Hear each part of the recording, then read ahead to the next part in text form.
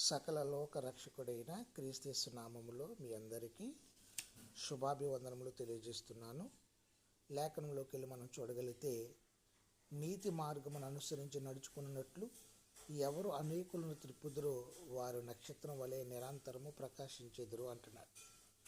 బుద్ధిమంతులైతే ఆకాశ మండలములోని జ్యోతులను పోలిన వారే ప్రకాశించెదరు అని దూత తెలియజేసిన ప్రియులరా, వారు నీతి మార్గమును అనుసరించిన వారు.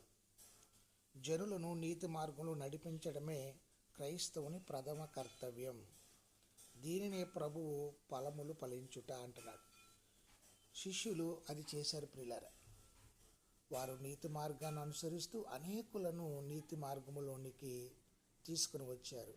అదే సర్వలోకమునకు వెళ్ళి సర్వ సృష్టికి సువార్తను ప్రకటించడం.